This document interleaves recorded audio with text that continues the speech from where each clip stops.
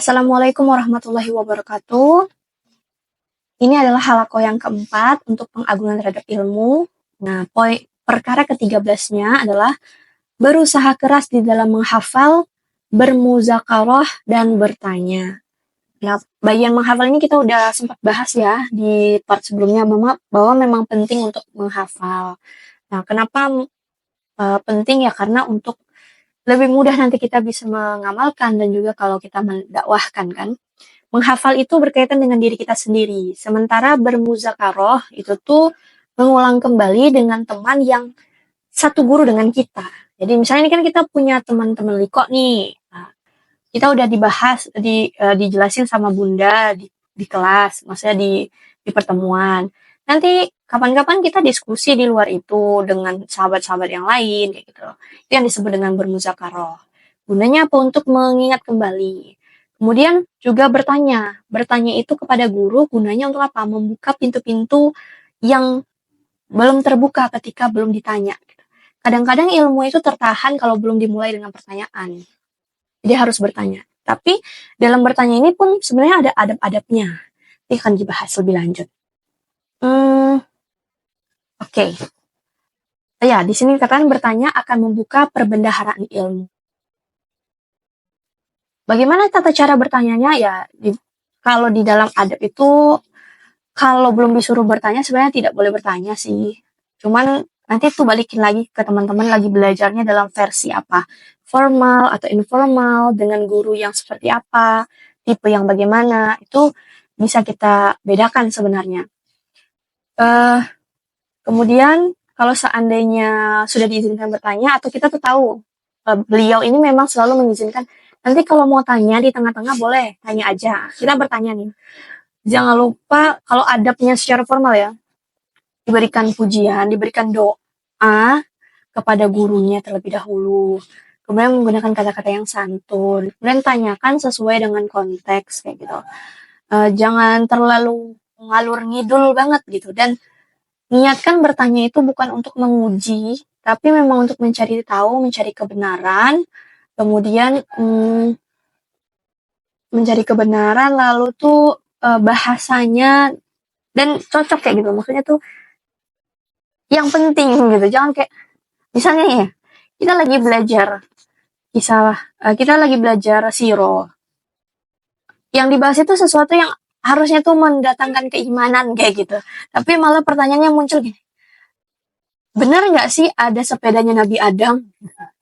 Maksudnya bukan itu nggak boleh ditanya sih. Cuman kan kayak aduh, apa nggak ada pertanyaan yang lain yang lebih bisa diutamakan ya daripada pertanyaan ini gitu. Khawatirnya kadang ada guru yang tuh dia ngerasa nggak senang, maksudnya nggak suka dengan pertanyaan yang sifatnya tuh seperti ini. Itu kayak nggak serius dalam belajar. Tapi selama aku proses belajar nih, ketika misalnya sama Ustadz Abdul Somad, kadang-kadang pertanyaan jemaah itu yang nggak sesuai dengan tema, kemudian pertanyaannya itu apa sih pertanyaan ini aja ditanya kayak gitu. Tapi Masya Allahnya Ustadz Somad itu beliau tuh sabar loh mendengar pertanyaan para jamaahnya yang aneh-aneh dan aku belajar banyak dari beliau tuh kayak, oh kayak gitu ya cara menjawab pertanyaan yang harusnya nggak ditanya, tapi beliau bisa santun menjawabnya. Gitu. Ya, untuk orang awam boleh deh bertanya apapun, tapi untuk yang tingkat lanjut, kalau kita udah ngaji, nanti teman-teman perlu memperhatikan dulu apa yang mau ditanyakan. Kira-kira pertanyaan itu memberikan manfaat atau tidak, pertanyaan itu akan menyakiti guru kita atau tidak, kayak gitu. Terus cara bertanya cocok atau tidak, itu perlu kita perhatikan. Seperti itu. Poin ke-14, menghormati ahli ilmu. Nah, ini insya Allah teman-teman juga udah paham. Harus punya adab. Seorang murid harus memiliki, yang pertama, rasa tawaduk kepada gurunya. Yang kedua, menghadap beliau dan tidak menoleh. Nah, ini yang kita tuh kadang suka lupa. Saya sendiri tuh masih PR. Kadang tuh kita suka gini, kayak gitu. Rasulullah sendiri kalau ngobrol kan beliau langsung membalikkan seluruh badannya untuk apa? Menuju ke yang diajak ngobrol. Nah, harusnya kita seperti itu. Yang ketiga, menjaga adab berbicara. Yang keempat, tidak berlebihan dalam memuji. Jadi memang boleh memuji tapi jangan lebay. Nanti khawatirnya jadi gulung. Kemudian yang kelima, mendoakan beliau. Biasakan didoakan. Semoga Ustadz diberikan kesehatan, Ustadz diberikan kesehatan dan keluarganya juga, dan seterusnya. Kayak gitu. Tapi nggak perlu panjang-panjang, betul. Yang keenam, mengucapkan terima kasih kepadanya. Yang ketujuh, menunjukkan rasa butuh terhadap ilmu. Gimana caranya? Kita menghadiri, kita datang, bukan minta guru yang datang. Itu udah nggak sopan itu. Jadi kita yang mendatangi majelisnya. Dan harusnya tuh ya, kalau di event acara, harusnya tuh bukan tempat acara yang ngasih tema ke ustadznya. Tapi tanyakan ke ustadz, tanyakan ke ulama, beliau lagi ada program apa untuk diisi ke masjid ini. Misalnya, Ustadz kami, masjid ini atau tempat kami bersedia jika sangat menginginkan kalau Ustadz itu memberikan ilmu. Nah, programnya Ustadz maunya yang seperti apa Ustadz, temanya bagaimana Ustadz. Itu harusnya. Tapi gak banyak tuh yang kayak gitu sekarang. Nah, ini adalah poin yang juga dikomentari sama Ustadz Felix, Ustadz Hussein dan yang lain-lain, bahwa gak banyak sekali ketika mengundang Ustadz itu kita itu mendikte Ustadz. Padahal yang guru itu kan mereka ya, beliau-beliau ini. Tapi kita yang butuh ilmu malah kayak ngatur. Nah itu agak kurang tepat sebenarnya. Gitu. Kemudian kecuali gurunya yang bertanya, kalian mau belajar apa? Kalau itu kita kan dikasih pilihan. Tapi kalau nggak seperti itu, seharusnya kita izinkan guru kita itu yang memilihkan. Beliau tuh ingin memberikan penjelasan tentang apa, kayak gitu. Lalu, tidak menyakiti beliau dengan ucapan dan perbuatan. Kemudian yang kesembilan, lemah lembut saat mengingatkan kesalahannya. Kalau ada kesalahan, jangan dipermalukan, tapi diingatkan dengan sembunyi-sembunyi. Nah, ada 6 perkara yang harus dijaga saat melihat kesalahan seorang guru. Karena guru juga manusia, pasti ada berbuat salah. Yang pertama, meneliti terlebih dahulu apakah kesalahan tersebut keluar dari seorang guru. Jadi, jangan langsung percaya kalau ada orang bilang gurunya sesat, gurunya salah. Cross check dulu, tabayun dulu. Benarkah beliau yang bilang atau itu hanya gosip? Gitu. Yang kedua, meneliti apakah itu kesalahan. Cari tahu itu memang salah atau itu juga benar. Jadi mungkin ada perbedaan pendapat ulama kayak gitu. Yang ketiga, tidak boleh mengikuti kesalahan tersebut. Kalau itu udah fix salah, maka nggak usah diikuti. Ya, tapi kita nggak perlu menghina gitu. Nggak usah diikuti aja.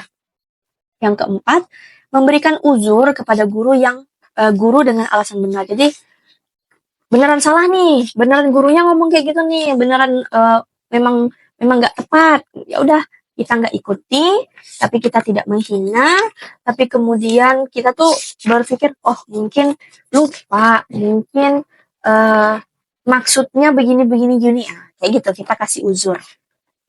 Selanjutnya yang kelima, memberikan nasihat dengan lemah lembut dan rahasia. Itu di belakang, kalau kita udah akrab, kita juga udah akrab gitu, maksudnya beliau itu udah kenal kita juga, baru kita sampaikan tentang yang mana tadi yang salah, sepengetahuan kita seperti apa gitu, diingatkan dengan lemah lembut. Lalu yang keenam, menjaga kehormatan seorang guru di hadapan kaum muslimin yang lain. Jadi nggak boleh sebenarnya dipermalukan gitu. Tapi ada loh orang yang saling membantah ketika misalnya nih diposting kayak gitu. Itu tergantung ya, kemudaratan yang ditimbulkan atas kesalahan itu besar atau tidak. Kalau itu besar, ya berarti kita punya tanggung jawab membersihkan kesalahpahaman itu secara di muka umum. Tapi belum tentu harus kita kan. Bisa jadi kalau kita yang ngomong tuh nggak pantas karena kita murid. Jadi mungkin harus guru juga yang berbicara gitu. Kalau guru ke murid ya harus dengan sembunyi-sembunyi sebaiknya gitu. Nah, insya Allah pelan-pelan kalau kita udah belajar nanti kita paham kebijaksanaan sebagai seorang penuntut ilmu. Perkara ke-15. Mengembalikan suatu permasalahan kepada ahlinya. Nah, ini maksudnya. Kalau misalnya ada yang kita nggak paham, atau tadi ada yang menyampaikan sebuah dalil atau ceramah terus salah gitu kan. Jangan mudah responsif kalau kata Ustadz Felix. Nggak harus di semua kondisi itu kita tuh reaktif sifatnya. Harus bawa bertenang dulu, terus mungkin kita tahu itu salah, ya udah kita nggak ikuti. Terus lihat apakah kita perlu bicara atau tidak. Mungkin kalau kita bicara malah membakar semakin besar apinya, sebaiknya kita tidak bicara. Tapi kalau kita orang yang berilmu di bidang itu, ya boleh kita berbicara gitu. Jadi harus dikembalikan suatu permasalahan kepada ahlinya. Nggak boleh sok tahu. Namanya penuntut ilmu itu kadang-kadang semangatnya menggebu-gebu memang kan. Tapi kita harus rem-rem. Nah, belajar adab dan pengagungan terhadap ilmu inilah enaknya. Kita jadi tahu, belum boleh ngomong nih, karena harusnya guru duluan yang bicara. Gitu. Kayak gitu. Dan hendaklah berhusnuzon kepada mereka, dan apabila berselisih, maka lebih berhati-hatilah dalam mengambil ucapan mayoritas mereka. Tapi nggak semuanya juga kita nggak boleh bantah, ada momen-momen yang kita harus membantah, kayak gitu. Tergantung kondisinya, itu sifatnya kondisional. Kapan kita bahasnya harus ada per kasus masing-masing. Perkara ke-16, menghormati majelis ilmu dan kitab. Jadi likonya, halakohnya, perkumpulannya harus dihormati. Bagaimana dengan melihat kepada guru? Ya tadi, tidak menoleh, tidak banyak bergerak sebenarnya kan. Tidak bersandar di depannya. Ini kalau majelis yang benar-benar, kalau para ulama ya, kalau belajar yang seriusnya ya. Bahkan bersandar pun nggak boleh di sini dikatakan. Berbicara dengan teman nggak boleh. Kalau saat bersin itu harus mengecilkan suara. Nggak boleh menguap, atau kalau menguap itu harus tutup dengan mulut. Jadi nggak boleh gini gitu. Karena menjaga kekhusyukan itu tadi. Tidak banyak memainkan tangan ataupun kaki. Tidak bersandar dengan tangan kayak gini atau kayak gini atau ya kayak gitu. Itu sebenarnya nggak boleh. Tapi aku pribadi sih belum bisa. Apalagi yang kayak kakinya mudah kesemutan ini kan, jadi kayak harus bergerak. Jadi kalau aku sebagai pemula dalam pembelajaran ini, itu balikin lagi kondisinya, belajarnya seperti apa, di mana situasinya lagi formal atau informal, terus guru ini kira-kira akan merasa tersinggung nggak kalau aku begini, itu kan preferensi orang kan beda-beda. Tapi sekurang-kurangnya kita itu jangan banyak kesibukan lah kalau guru kita lagi ngomong. Atau jangankan guru, kalau ada orang yang lagi berbicara depan kita, apalagi yang dibicarakan itu Al-Quran, hadis, sesuatu yang penting, sesuatu yang menasehati, Mbok ya stop dulu loh kegiatannya. Kalau lagi megang handphone, tutup dulu handphonenya. Kalau lagi, kalau perlu tuh jangan ngunyah dulu gitu. Konsentrasi, fokus gitu. Kecuali kita lagi obrolan santai kayak gitu. Karena bisa jadi kita tidak menunjukkan ketertarikan kita dan keseriusan kita dalam menerima ilmu yang diberikan kayak gitu. Jadi perlu berhati-hati. Nanti teman-teman coba cross check dulu di majelis ilmu seperti ini, adab sopan santunnya dengan beliau harusnya seperti apa. Coba ditimbang-timbang, diukur-ukur kayak gitu. Dan rasanya tuh kan agak kurang sopan ya. Misalnya ada orang yang lagi ngomong nih, lagi ngomong kebaikan, lagi syiar, lagi menjelaskan. Terus kita sibuk ngobrol. Kita sibuk apa aja gitu, ada kegiatan lain. Rasanya tuh kalau dipikir-pikir, pas beliau lagi menyampaikan tuh bisa jadi kita tuh nggak nangkep gitu. Uang kita lagi diam aja kita bisa nggak paham, apalagi beliau lagi ngomong kita sibuk juga. Sibuk dengan handphone, sibuk dengan pena, misalnya sibuk dengan makanan lah, sibuk dengan temen lah, sibuk dengan segala macem gitu. Kalau bisa disingkirkan dulu yang mengganggu, di set, terus udah siap udah mulai masuk kajiannya, ya kita sudah dalam posisi menyiapkan diri kita, hati kita, pikiran kita, waktu kita. Jadi fokus kayak gitu.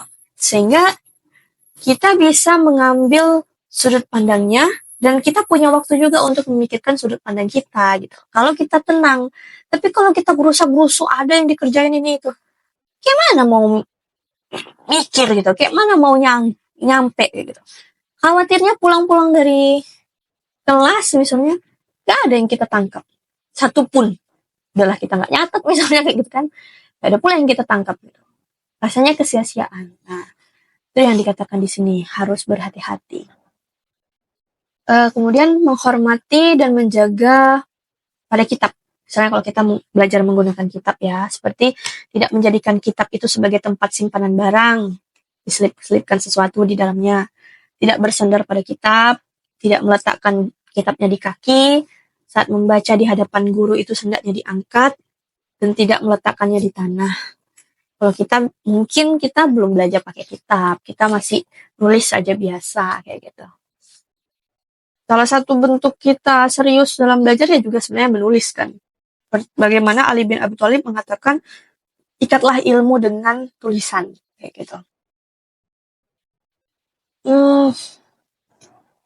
Di sini hadis riwayat Imam Ahmad yang hadisnya Hasan, itu dikatakan artinya, bukan termasuk umatku orang yang tidak menghormati yang lebih tua dan menyayangi yang lebih muda dan mengetahui hak seorang alim. Jadi kalau ada seorang alim ulama, ada seorang guru, kita harus tahu hak-haknya apa. Itu tadi, dihormati, dijaga perasaannya, jangan dipermalukan gitu. Kalau dia belum suruh kita bicara, jangan bicara. Kalau dia belum suruh kita bertanya, jangan bertanya. Tunjukkan keseriusan dan lain sebagainya. Seorang murid, ini sudah tadi. Jadi itu dia 16 poinnya pada part keempat ini. Yang pertama tadi, berusaha keras untuk menghafal, muzakaroh, dan bertanya. Yang kedua, menghormati ahli ilmu dengan poin-poin pentingnya. Yang poin ke-15-nya, mengembalikan suatu permasalahan kepada ahlinya. Jadi kalau ada orang bertanya nih ke kita sebagai orang yang udah belajar, kita nggak paham. Contoh aku nih, aku nggak paham ilmu fikih, paling fikih-fikih dasar lah. Ada hal-hal yang lebih merujuk ke dalam. Ya, aku nggak mau jawab. Mohon maaf, itu perkara fikih, saya bukan ahli fikih. Nanti coba saya tanyakan dulu ke guru saya, ke ustadz saya. Nanti baru saya jelaskan. Jadi kayak gitu. Nggak harus semua pertanyaan itu harus dijawab. Yang ke-16, menghormati majelis ilmu dan juga kitabnya. Itu dia part keempat kita dari kitab Khulazatul, apa sih kitab itu? Khulazah Ta'zimul Ilmi dari Syekh Dr. Sholih bin Abdillah bin Hamad Al-Utsaimin hafizahullah. Assalamualaikum warahmatullahi wabarakatuh.